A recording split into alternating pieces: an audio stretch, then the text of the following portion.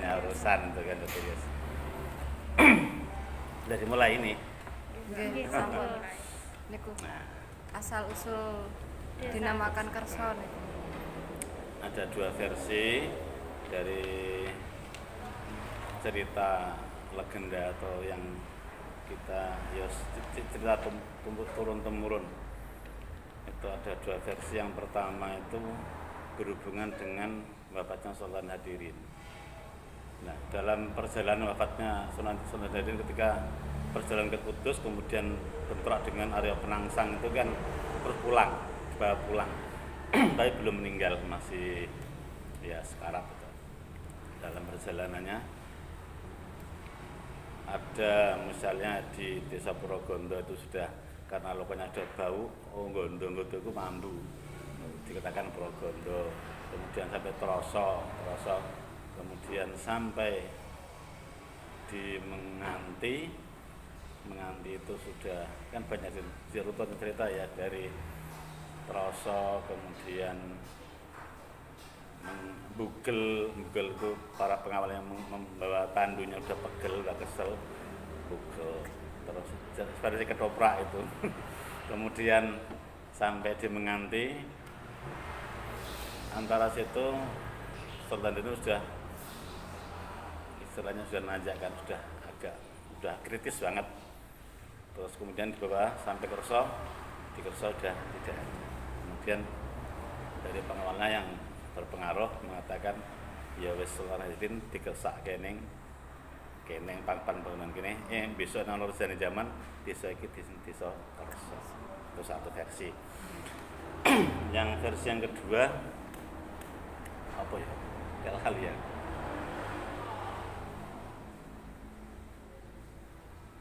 Mbah Datuk niku. Kalau Mbah Datuk itu bukan penamaan oh iya. Nggih. Ya, ada Kerso. Gini. Versi yang kedua itu berkenaan dengan Mbah Datuk Singaraja. Datuk Singaraja itu nama aslinya kan Guru Nadi. Berasal dari Bali.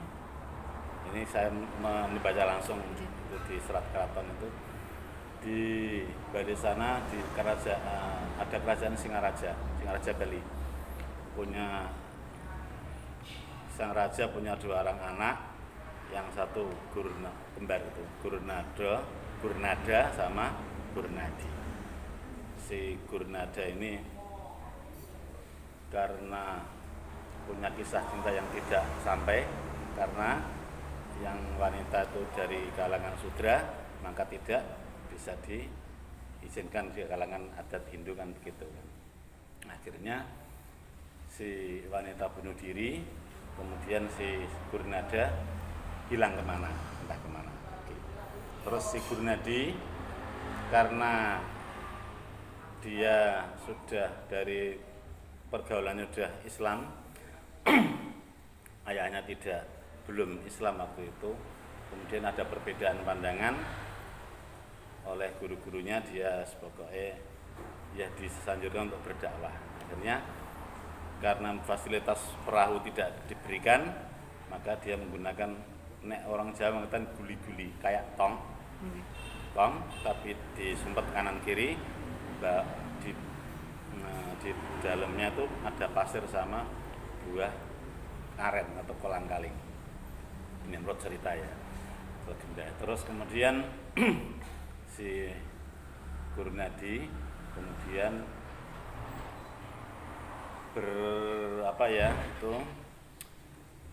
berenang di laut dengan guli-guli itu nyampe di Laut Jawa. Laut Jawa itu di ujung batu. Pertama singgah atau terdampar di ujung batu. Kemudian singkat cerita lupa ada kejadian apa. Kemudian berjalan ke arah selatan sampai di Semat dan Tanggul Kelari. Semat itu ada cerita apa lupa. Kemudian beliau berjalan-jalan sampai di Kerso. Kerso itu begini. Setelah di Kerso beliau kan membawa jubah putih bukan. Sehingga kalau orang sini ada pendatang disebutnya seorang tokoh itu dengan panggilan Mbah Datuk. Kemudian dia mengatakan Datuk dari mana? Datuk dari Singaraja. Dikenal di sini Mbah Datuk Singaraja. Beliau membawa Al-Quran, pasir sama buah kolang kaling. Nah, ini nanti di belakangnya akan menandai dakwah beliau itu setiap yang disinggahi mesti ada tanaman pohon aren.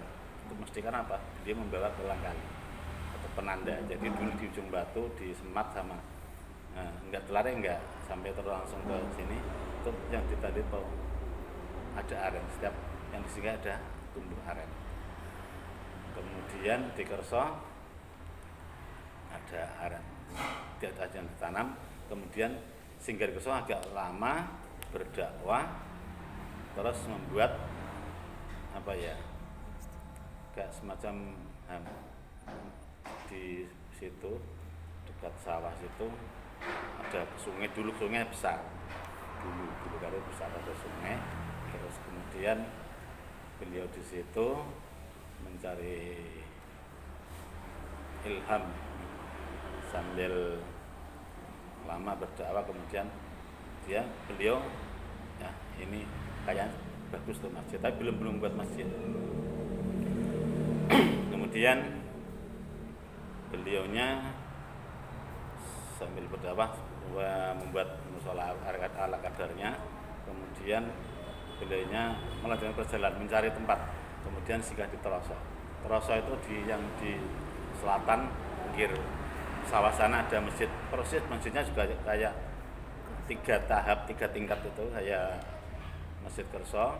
Terus yang masih asli di sana puncaknya itu dulu kan ada puncak pakai ukiran itu ya, apa jenis mustaka masjid itu. Itu persis kayak di Pura-Pura Bali itu. Jadi ada kayak ya, masjid itu kan ada ciri khas botol itu kan kayak apa reliefnya itu loh. Itu ada. Itu masih asli. Kalau Kerso sudah rusak. Tapi masih ada. Itu terus dari sini perjalanan ke Teroso di sini tempatnya kayaknya bagus di Teroso. Tapi beliau setelah dari situ lupa peralatannya, gaman tukangi kan lupa. Artinya peralatan untuk membuat masjid kan ada tukang itu kan untuk pahat-pahat itu. Dari situ kemudian dia ingat, masih tertinggal di Kerso. Pulang lagi ke Kerso, terus di situ, tapi setelah berlokasi di situ, lokasi di masjid itu, beliau berpikir, di sini mesti dikersake dengan aku sekarang Teroso, dikersake karo Gusti Allah balik ning Kerso. Wis nang kene iki Kerso. Nek ono desa iki tak jenenge desa Kerso. Dikersake karo Gusti Allah gitu. Terus beliau membuat masjid di Kerso. Masalah masjidnya kecil.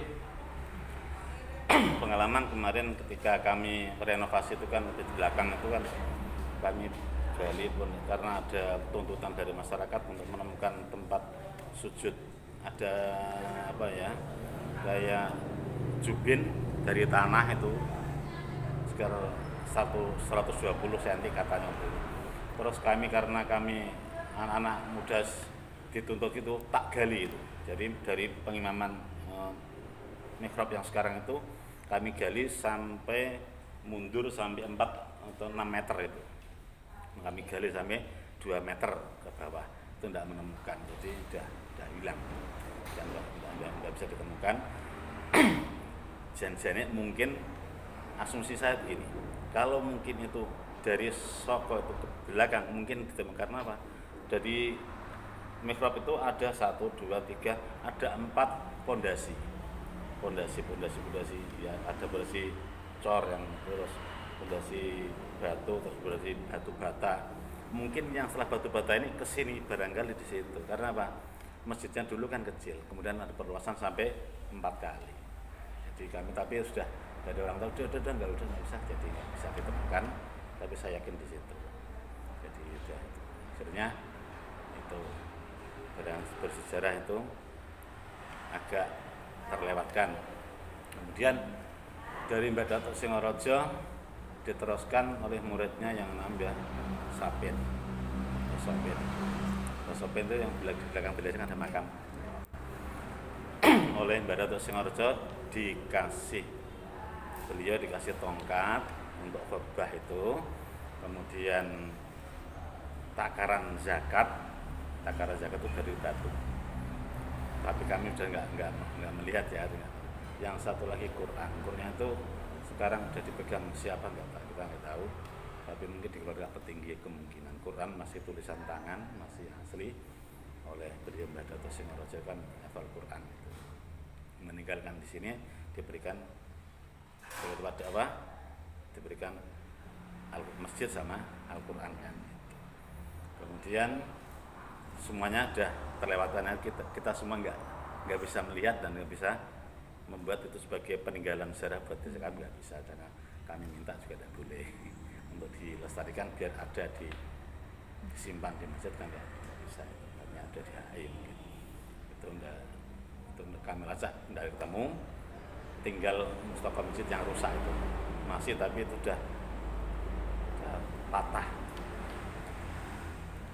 Kemudian dari Mbah Sapin diteruskan, terus ada pembangunan masjid kemudian sampai sekarang, sampai anak cucu sekarang. Kemudian cerita dari yang adiknya kakaknya itu, saudaranya Mbah Gurnadi itu, Mbah Gurnada itu akhirnya beliau kan tidak menikah, melalang buana entah kemana, dinyatakan di buku itu nggak ada lanjutannya kisahnya, tapi kemungkinan itu kemungkinannya beliau menyusul sama saudaranya yang namanya Mbah Gurnadi. Karena apa? Saya telisik dari beberapa sumber dari orang-orang tua dulu yang masih hidup itu, Mbah Si Kangrang itu tidak punya istri, artinya nggak punya anak cucu. Beliau memang tidak menikah. Kemungkinan beliau dikatakan Empu Joko katanya orang-orang tua. Tapi saya kemungkinan raban saya barangkali karena dia itu mencari jejak kakaknya, mungkin ya sama.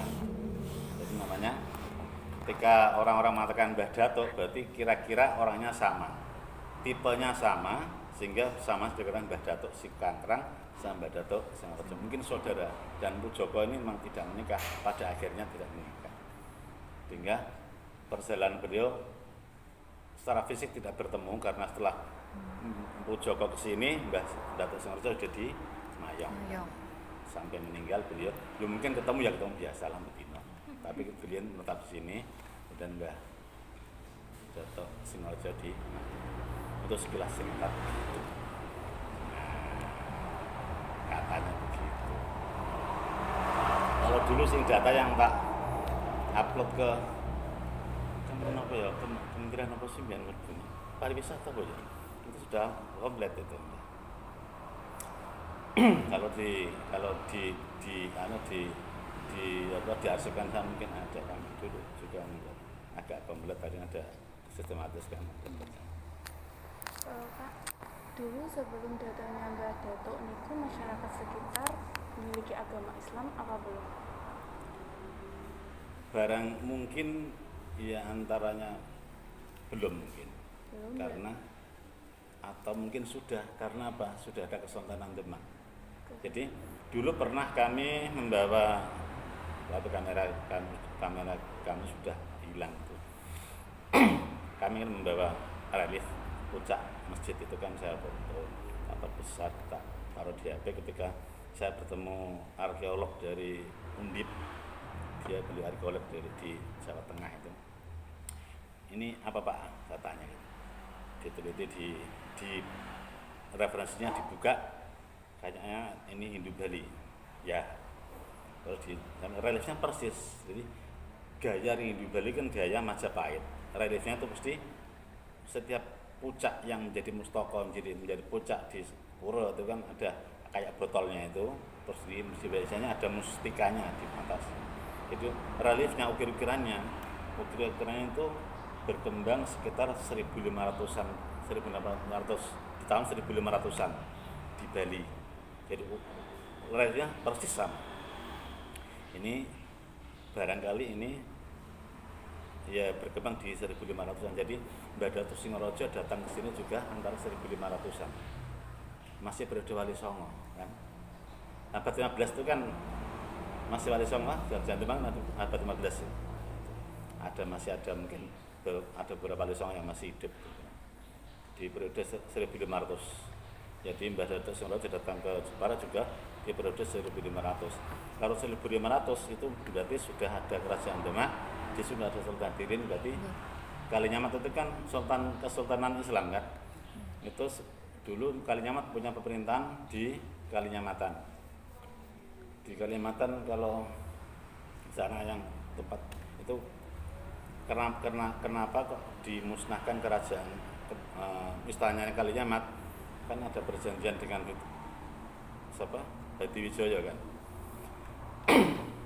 Jadi kalau melihat bicara ke sana lagi, jadi di sini sudah ada kesultanan, sudah ada pemerintahan Islam.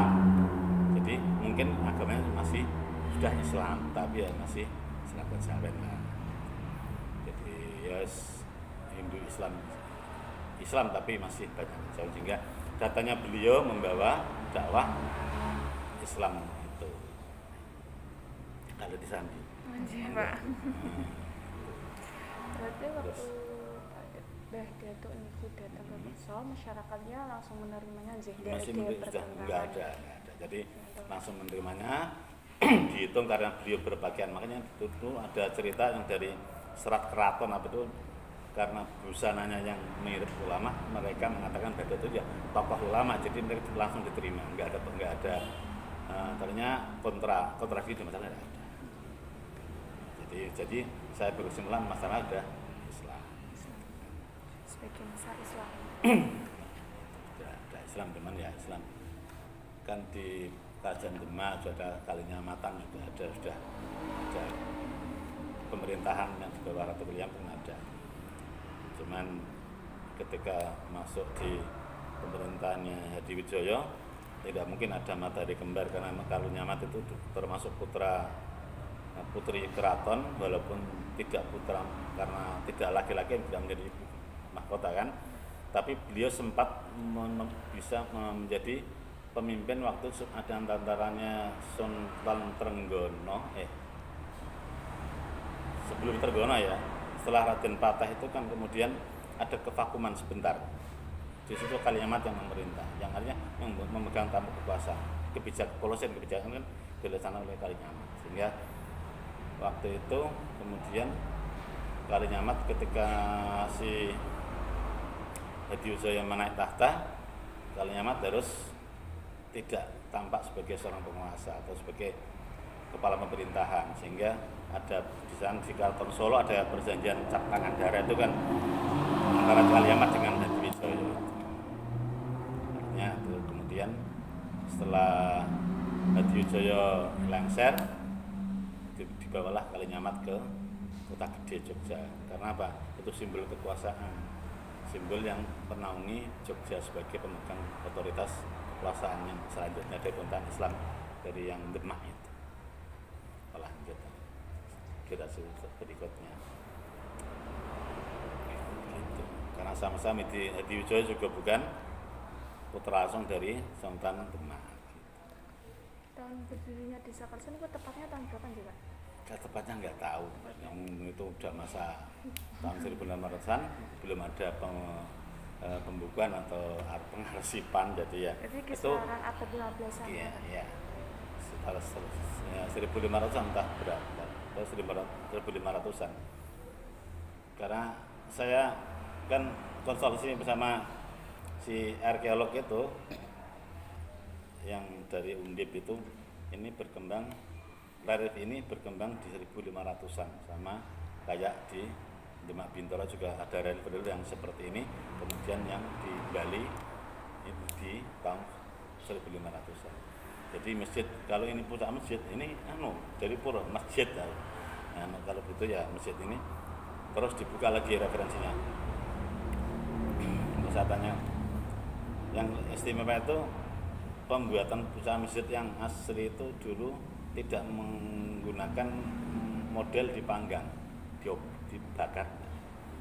Jadi betul-betul kematangan tanahnya mengolah itu, mengaduk tanah, diuleni itu. Jadi begitu setelah mencapai titik tertentu, kemudian dirangkai jadi kemudian hanya panas matahari, tidak menggunakan teknologi di obong. Harusnya batal diobong, sehingga anehnya di Najafnya itu tidak ada lumutnya, puncak yang asli itu ya dulu. Jadi ya itu kemampuan untuk mengolah tanah juga bagus, orang Indonesia itu hebat, cuman kita nggak ketemuan hebatnya. Teknik-tekniknya itu kan mestinya kan kayak para empu sekarang itu kan, empu yang bagus kan ilmunya kan tidak diturunkan kan, artinya ada sesuatu yang masih belum disampaikan pada muridnya gitu. Niku Pak, peninggalan dari Mbah Datuk Singaraja niku napa mawon, soalnya ten masjid kan enten sumur niku. Nah, ya, biasanya seorang ulama itu mendirikan kan masjid berarti ada sumur, itu sumur. Sumur sekarang itu yang di dalam masjid itu bukan sumur yang asli, itu sumur sudah periode yang kedua. Yang asli itu di sebelah selatan masjid. Kalau sekarang sudah diantar, sama-sama sudah di dalam pondasi itu. Dari di antara tahun 1930-an itu mengalami pemugaran masjid itu. Kemudian sumur itu dipindah karena pelebaran masjid, sumurnya dipindah ke sebelah. Dulu sumur itu di sebelah utara masjid kan? Asalnya yang pertama itu di sebelah selatan, kemudian karena pelebaran yang pertama membutuhkan lahan, sumurnya diuruk ganti di sebelah utara masjid. Nah sekarang pelebaran lagi, tidak, akhirnya sumur itu masih diabadikan di dalam masjid. Terus saya tuanya sampai orang tua sampai 1, 2, 3 generasi yang ke atas dulu saya itu tanya, apa tidak mengurangi Khasiat sejarah itu dipindah-pindah itu. Aslinya tidak, karena itu satu sumber. Menurut beliau katanya sumber masjid di situ itu sumbernya sama, satu. Nah, pernah dibuktikan ketika kemarau panjang, ya, airnya asat, kemudian si penggali sumur itu kan terus ke dalam, ternyata sumur itu bin ajaib ya, bisa kayak cedak tapi kok jeru terus dia melihat menoleh ke selatan itu dalam masjid itu kayak itu pengalaman spiritual ini ya, artinya tidak nyata. Tapi pernah ada seorang, itu pernah lagi di bawah masjid itu kayak danau, air, semuanya air. Jadi ke masjid itu gantung, semuanya air. Terus orang itu nggak berani gali, naik lagi, setelah naik, terus akhirnya ada orang tua dari Jawa Timur, terus akhirnya bawa ritual di situ, akhirnya semuanya kembali full airnya. Itu pernah ada orang, ya ini ya cuman cerita, dan itu bukan tidak nyata, enggak kita lihat nyata enggak. Orang tuh nanya sama saya, ya di masjid itu kan khalwat di masjid selama 40 hari, terus dia dalam tidurnya itu, Mas, Pak, ini kok di masjid kok ini sore kok suara nih kok ada suara air mengalir deras sekali. Yo, sore kali ya aku tak. Sore kita ngerti ini yang sore kali. Danau aku ya mau tahu ngerti ceritanya. Jadi Gitu. Jadi mengapa orang dulu berani memindah, karena sama, masih di dalam area yang masjid yang sama, di sumbernya sama, artinya masih dalam tempat yang sama, sehingga nek sudah koridor kita pelebarkan, ya kita taruh di dalam gitu kan semuanya. Jadi itu peninggalan kita abadikan, walaupun sudah bukan dalam badan Sayyidina Rasul lagi, tapi replikanya di situ. Jadi ada peninggalannya itu, ada sumur, ada Quran, ada tongkat untuk khutbah, mimbar masjid, tapi mimbarnya sudah dijual oleh orang. Dijual. Ada orang ceritanya begini, pernah ada orang ya kayak pengurus masjid atau gimana, perselisihan, akhirnya terus mimbar itu digotong, dijual ke Kalianyar apa sekarang masih.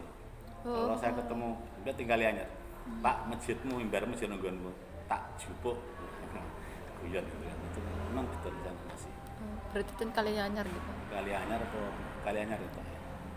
Itu ruang di situ itu mimbar asli yang dari Mbah Datuk itu. Ada mimbar masjid, ada Quran, mimbar masjid, tongkat untuk khutbah itu, kemudian takaran zakat pakai kayak batu terus ada lubangnya gitu kan, kayak lumpang itu loh, tapi kalau dihitung tuh isinya 2,5 kilogram. Sebenarnya apa sih ngarani, lupa. Ini itu yang kami tahu, cuman barangnya tidak ada, di mana kita nggak tahu. Kabarnya dulu disimpan oleh keluarga Pak Tinggi, tapi kami tidak pernah tahu apa iya apa enggak, kita nggak tahu. Ya sembuh kok. Kita nggak tahu ya. Yang bisa dilihat ini sumur aja. Yang bisa dilihat untuk dokumentasi sumurnya aja, Sumur yang lainnya lain tidak bisa. karena sudah dalam, mungkin kalau diproses seorang akhirnya akan menjadi ya milik pribadi. Untuk pendidikan zaman dulu itu berapa Pak? Sama dengan pendidikan zaman dulu itu sama tuh. Ya kayak pesantren. Pesantren. Model kayak apa Bandungan itu kan. Dulu kan biasanya kan Pak Yai ngaji di masjid itu dulunya begitu. Ngaji di masjid, ya dia mengajarkan sholat, mengajarkan ibadah yang lain, mengajarkan kitab-kitab itu seperti itu. Ini kayak di musola sekarang Pak Yai membaca kitab, para santri mendengarkan seperti itu. Ada Bandungan, ada Sorogan, sama lah. Niku Pak, enten kula niku nate mireng Masjid Kerson niku ungale biyen niku paling bersinar ngeten niku lho Pak. Oh iya. Nggih niku ceritane pripun?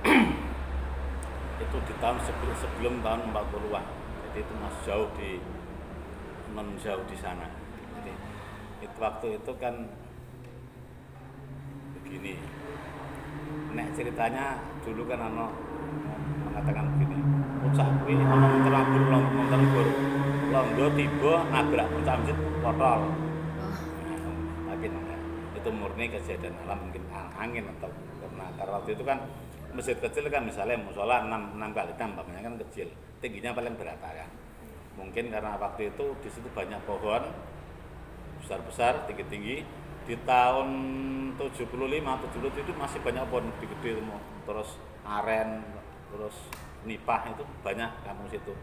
Ini aja, ini dulunya nipah, rembulung, nipah itu sagu, sampai sana rumah, terus masih kosong. Saya kecil dulu ini bukan rumah sini, kayak hutan. Jadi kalau musim hujan, ya neng kue di belakang sana yang penuh air, wis golek iwak ya gampang. Ya kutuk, ya lele itu banyak, nggak usah beli. Masa kecil itu dulu, jadi banyak pohon sekarang. Terus mata airnya terjaga sekali, jadi masjid sini tidak pernah kekeringan. Soalnya apa? Aren, pohon nipah itu kan menyimpan air. Jadi ya sumur sini paling dalam itu 4 meter sudah paling dalam. Saya ngebur sini itu ngebur buat sumur bor itu sama yang ngebor, Pak, naik 30 ke atas nggak berani Pak, gini pakaian banyu. Jadi kita kebacakan air gitu kan. Jadi ini ya dulu terus pas musim kemarau dari paling atas tak kasih itu peralon tuh hanya 1,5 meter sudah air. Jadi kira-kira kita gali 1,5 meter ya udah nyumber. Walaupun ketiga tua kan itu paling 2 meter lah itu sudah kuat nguras tuh. Terus apa tuh tadi punya bersinar itu dulu begini. Nah kaitannya dengan relief yang puncak dulu kan reliefnya relief Rindu itu kan Majapahit itu kan di atasnya kan ada mustikanya. Itu iya pasti ada. ada batu mustikanya, kemudian itu ada penutupnya dikasih kayak botol itu kan biasa. Nah, sampai itu di sampai tahun 40-an, ya sebelum 40 itu bisa bersinar. Padahalnya botol, ceritanya orang itu botol. Tapi karena ada mustikanya kan itu kalau orang nelayan mau pulang dari laut itu kalau melihat ke sebelah timur itu kalau ada cahaya sana itu mesti Masjid Kerso, mesti itu timur. Jadi setelah tahun 40-an renovasi yang pertama kan tahun sekitar sebelum tahun 40-an 30-an. Renovasi pertama itu pada masa petinggi sini buyut saya Mbah Umar itu kemudian karena pucaknya patah dibuatkan pucak membuat sendiri yang buat dari mayong tapi bentuknya berbeda, tidak seperti relief tapi yang sekedar kayak apa ya. Terus tapi atasnya dulu tahun 80-an pemugaran yang keempat itu saya masih melihat ada botol kayak botol Siwantosun itu loh di atas puncak. Tapi waktu kan ditutup sama puncak yang dari Monel itu. Dari buka tuh masih ada itu botolnya. Cuman kemarin kami buka renovasi, kok udah nggak ada botolnya, dicuri orang apa gimana. Pokoknya di tahun 80-an tuh renovasi yang saya tahu masih ada. Ketika puncak itu turun, itu saya masih melihat dan ketika puncak itu masih di atas pun masih ada botolnya itu. Nah, kemudian yang aku tua gede ini kan jadi panitianya. Panitia itu membakar masjid itu kan yang belakang itu dengan terus menurunkan puncak. Itu kok puncaknya ketika buka del gitu loh. Kosong. Saya kan juga ikut naik itu. Kok kosong botolnya jadi ada sing nyolong sapa iki. Jadi curi, akhirnya nggak tahu siapa itu. Sering dicuri ya Pak? Sering ada. Ya di pek kono-kono yang gelem-gelem. Dulu nih cerita ayah saya juga dulu begini. Di bawah puncak itu antara puncak itu kan di bawahnya ada kayak duk itu ijuk dari aren itu kan tahu kan ijuk hitam. Di situ nek ceritanya ayah saya itu dulu zaman mbahmu renovasi kono masih melihat batu mustika merah delima sekitar segini. Ini jarine gawe ya kira-kira 2,5 cm diameternya. Itu di puncak masjid atas itu. Jadi itu terus secara ada benda lain opo. Kami kemarin juga sudah tidak ada. Nah dulu kata Mbak sih, kuwi cukup kami. Kan sapa Mbak ya wong kersa dhewe. Nggak diusut Pak. Nggak diusut sampai tuntas. Sehingga pertama tuh kami bareng tekan sore ra ono. Kan baik ketika masih hidup kan untuk direnovasi di tahun 80-an itu kan beliau masih jadi takmir masjid. Jadi nantinya kan terus takon orang yang merenovasi yang naik ke atas mau ke Bugar Puncak ono benda iki apa ora. nonton Mbah. Nah, ini dicolok. Yang naik pertama pasti. Soalnya ketika naik waktu dulu itu